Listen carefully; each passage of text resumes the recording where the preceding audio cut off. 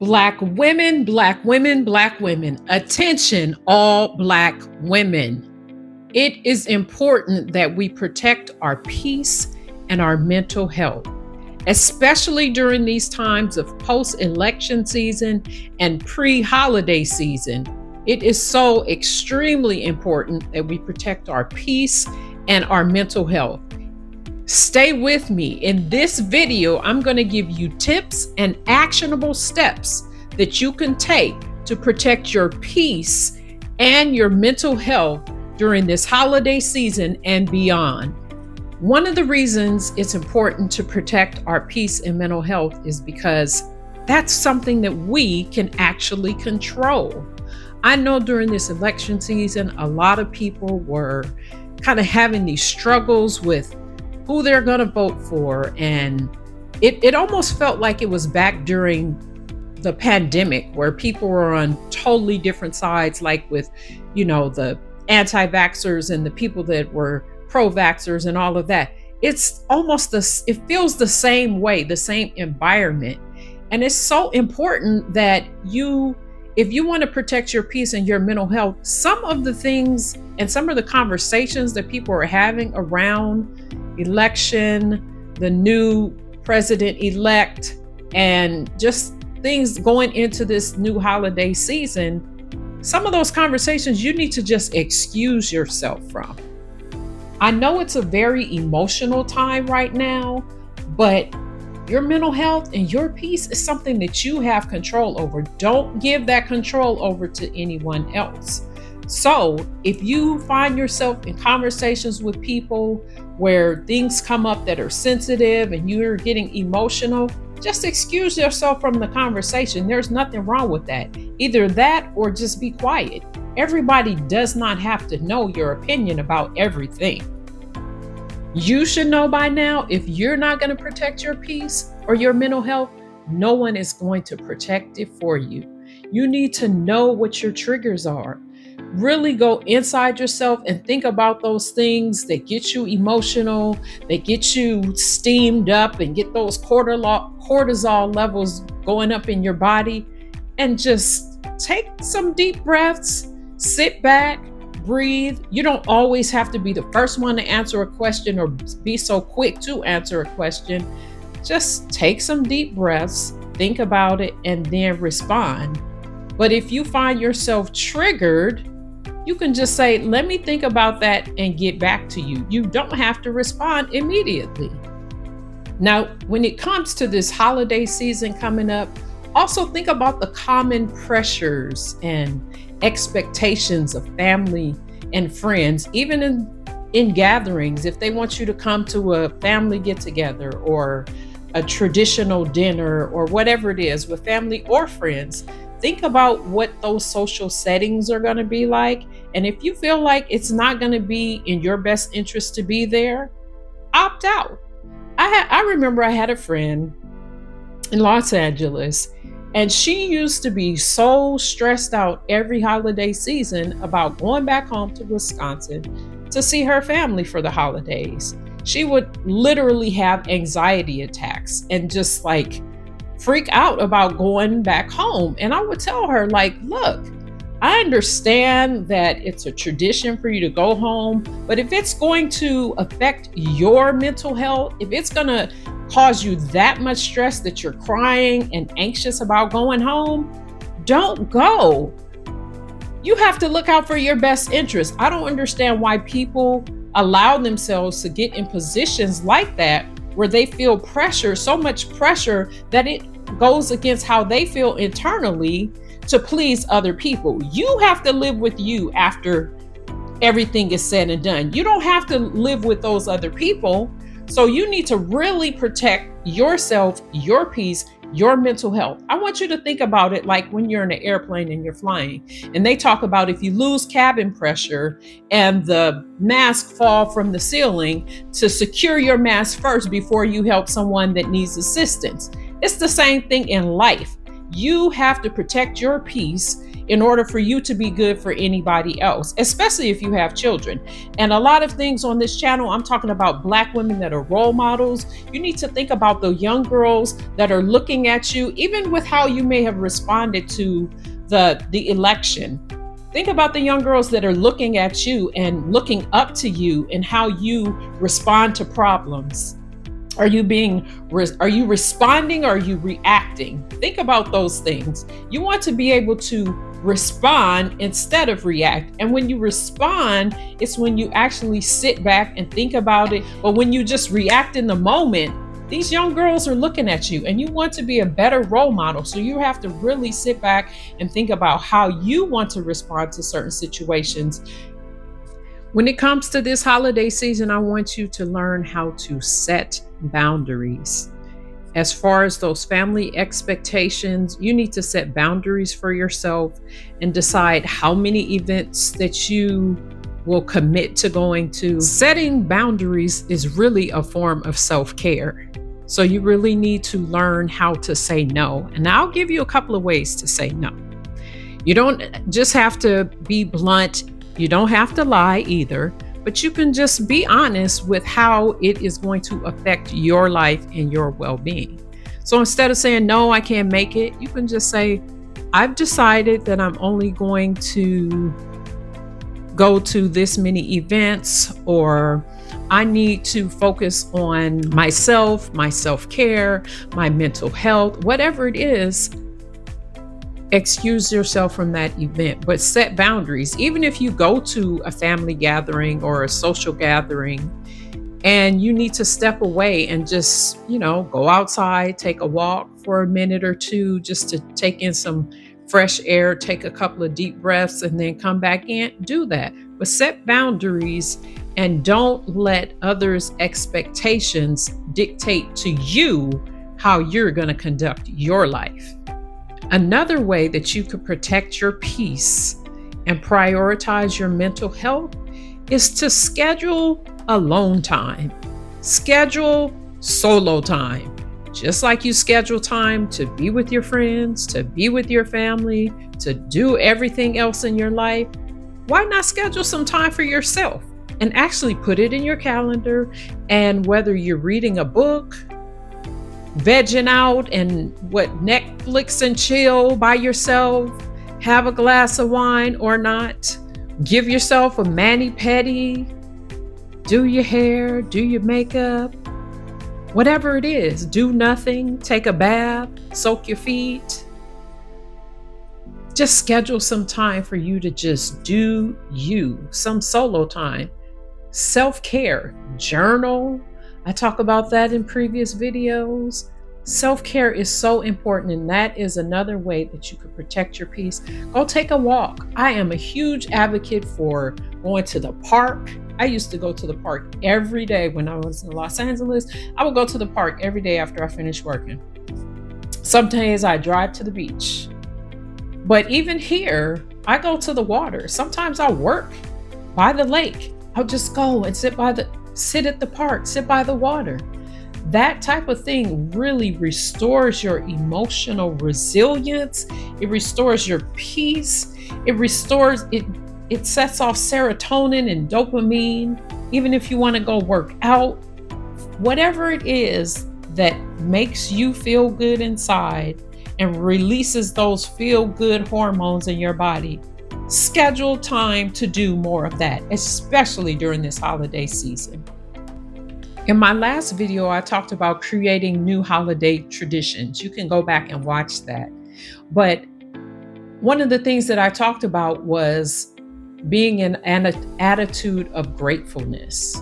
And when you have an attitude of gratitude, great things happen. Good energy flows into your environment.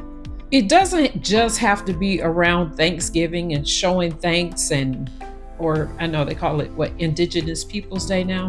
But regardless of all of that, being in an attitude of gratitude brings positive energy your way. And so even if you're journaling, whether it's 5 minutes, whether it's 5 things you're grateful for at the end of the day, whether it's You writing down small wins. Okay, you have a to-do list and you check it off and say, oh, I did this today. Just really celebrating yourself. That helps bring peace to you. It helps bring positive energy towards you, and it protects your mental health. You have to be your biggest and best cheerleader. When you are your biggest and best cheerleader, it helps to raise your self-esteem. It helps to raise your self-confidence. And being that we are women with daughters and other girls that are looking up to us, we are really modeling for them how they can be their biggest cheerleader. Of course, we're going to cheer for them, but that they're not always looking for that external validation, that they are being their biggest cheerleader. And it really does help boost their self-esteem and self-confidence when they can evaluate themselves and pat themselves on the back and cheer for themselves and feel proud of something that they did on their own. Another way that you could protect your peace and your mental health is by doing deep breathing exercises. Whenever I conduct workshops, I always like to do deep breathing or box breathing. And that's when you breathe in for 5 counts, you hold it for 5 counts, you breathe out for 5 counts, you hold it for 5 counts, and you repeat. In for 5, hold for 5, out for 5, hold for 5, and then repeat. And do that 3 or 4 times, and it really does calm down your nervous system. It calms you down. Now, I'm gonna be honest. I talk to myself, okay? So today, I was on a roll. I was working, I was doing my thing, I was on the computer, I was, checking things off like I just said on my to-do list, feeling good about myself. And then I ran into a snafu. And I got pissed off like really fast because it was something that should have only taken a few minutes for me to do.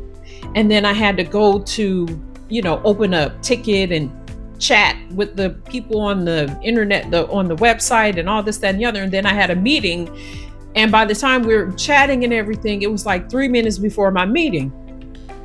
So I'm telling the person on the chat, like, oh, I have a meeting. And so he's like, okay, well, here's the ticket ID. And when you contact us back, give them this ID and they'll be able to open your account back and, go to your meeting. Then I get to the meeting. I click on the link for the meeting and it says this meeting has ended. Well, it was a link for, this is a meeting that I have every Tuesday, every Tuesday. And so then I'm like, okay, well, this is the wrong ID. And then they're like, okay, you could send a message or you could call. I send a message and the message ends up saying like, oh, these messages are not like important or emergency or, priority. So they might not get back to you right away.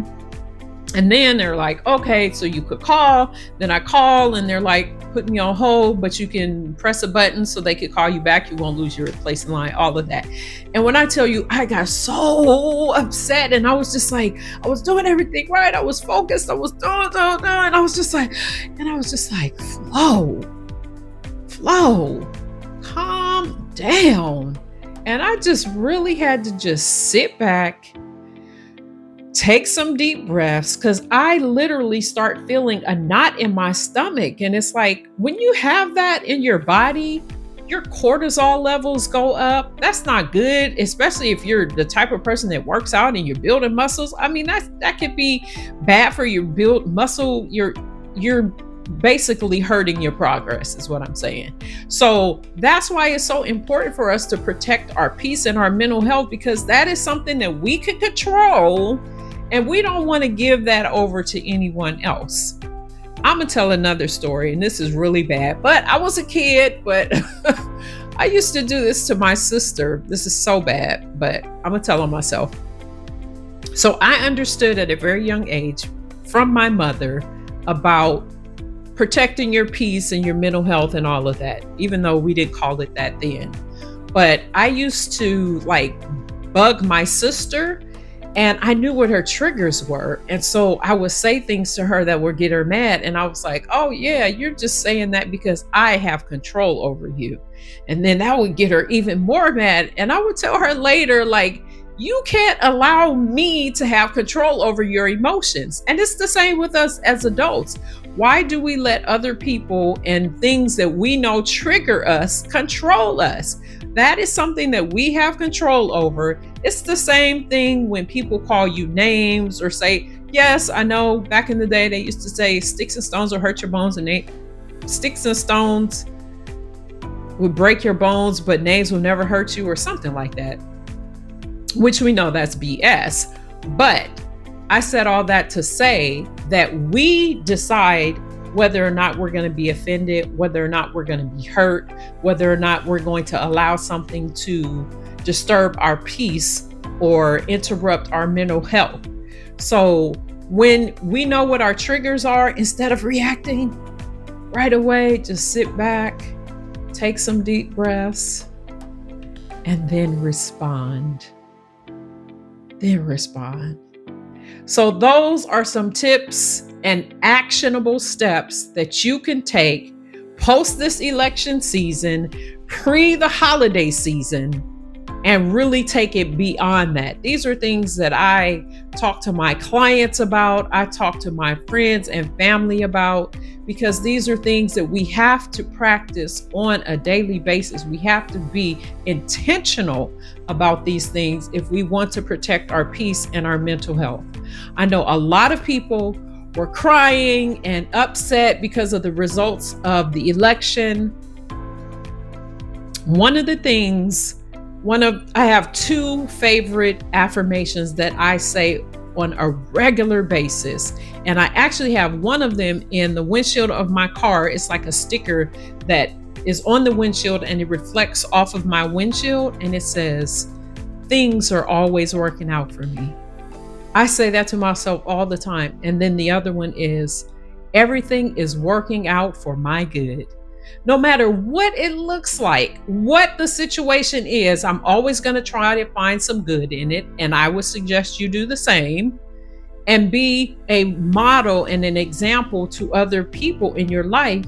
Because when I asked one of my friends what they thought of me or how they felt like I brought value to their life, I was surprised.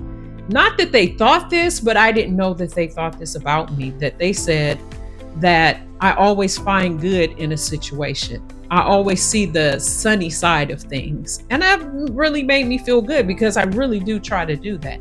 But I have to be intentional about it. And I have to catch myself and say, Flo, calm down, take some deep breaths.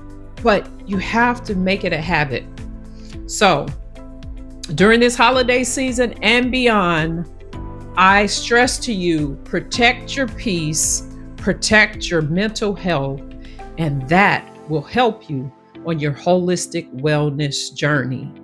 Thank you for watching this video. I hope that you are able to use some of those tips and actionable steps to protect your peace and your mental health. Before you leave, comment below and tell me what are some things that you do to help protect your peace and protect your mental health. And stay tuned next week as I give you tips on healthy holiday hacks and how to feel your best during this holiday season. So roll into New Year feeling great and not feel the need to lose those holiday pounds that you may have put on. But we're going to try to avoid them. Stay tuned and watch my video for next week. Until next time, this is Coach Flo signing off. Be healthy, be fit, be well. Peace.